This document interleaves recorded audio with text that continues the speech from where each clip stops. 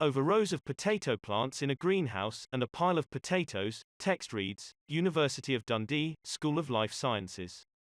Potatoes from the past helping those today. Did you know that the world's third most important food crop is the potato?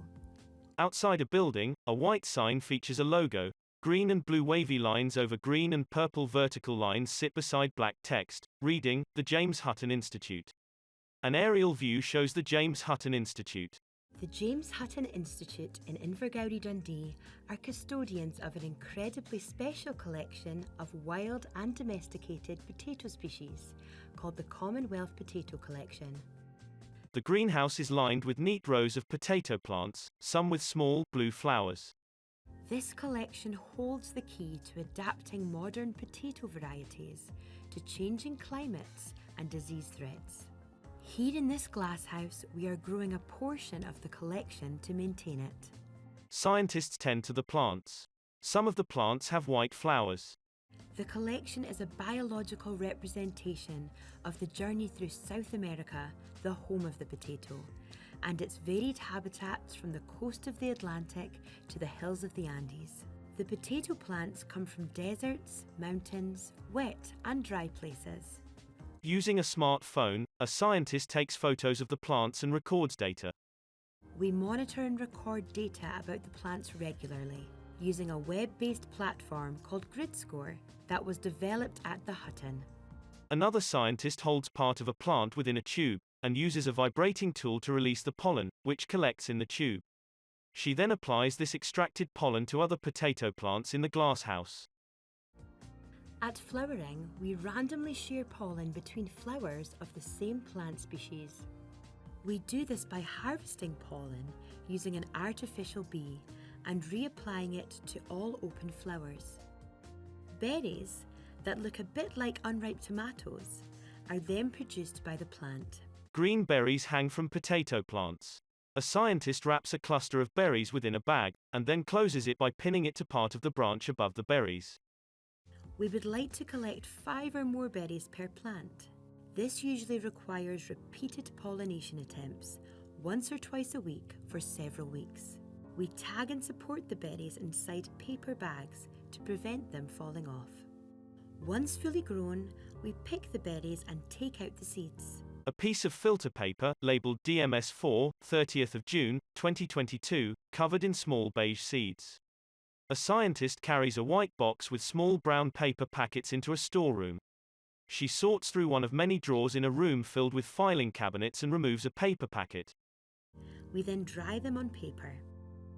Once placed in a paper packet, they are dried further in the drying room. These seeds are then carefully stored for many decades within the National Seed Store. This collection is available to researchers, breeders, and educators to use. It provides a priceless genetic resource that helps us make improvements to commercial potato crops, including combating disease. In the greenhouse, scientists study potato plants.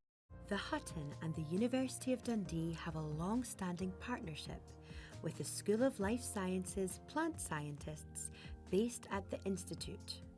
Some scientists are studying the potato disease late blight. On a blue cloth, are shriveled potato leaves covered in a white substance. It is a destructive disease that can infect and destroy a field of potatoes within a few days. Healthy potato leaves and flowers. Scientists catalogue these healthy specimens. Each wild species of potato grown is different from the other. You can see that there are differences between their leaves and flowers. Over the years, the different species have been studied to see if they have resistance to infection by late blight. Some species have been found to be resistant and are kept for further genetic studies. This year, our plant scientists are studying the newly grown potato plants in the collection. A scientist works in a quarantined glass house with potato plants infected with blight. We use a separate glasshouse to infect the potato plants with blight. This is to keep the highly contagious blight infection away from the healthy potato plants. In a lab, a scientist pipettes droplets of liquid onto potato leaves. Text on screen labels one of the leaves, vulnerable to disease, and another one, disease-resistant. We infect the plants by adding droplets containing the blight to the leaves. We either add them to individual leaves placed in containers or to leaves still attached to the plant. Within a few days, we start to see effects. Here you can see leaves infected and thus vulnerable to the disease, and others that can fight off the disease and remain infection-free.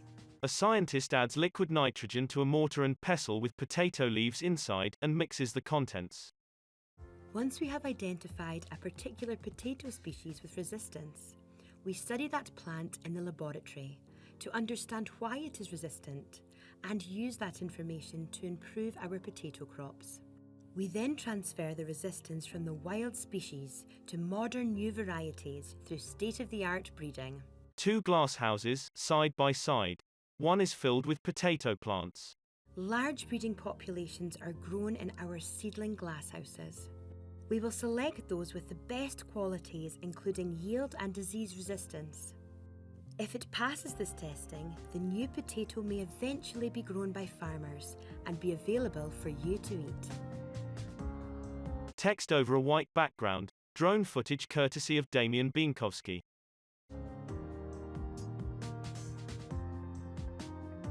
A black letter W appears over text to form the Wellcome logo. Text below reads, supported by the Wellcome Institutional Strategic Support Fund awarded to University of Dundee.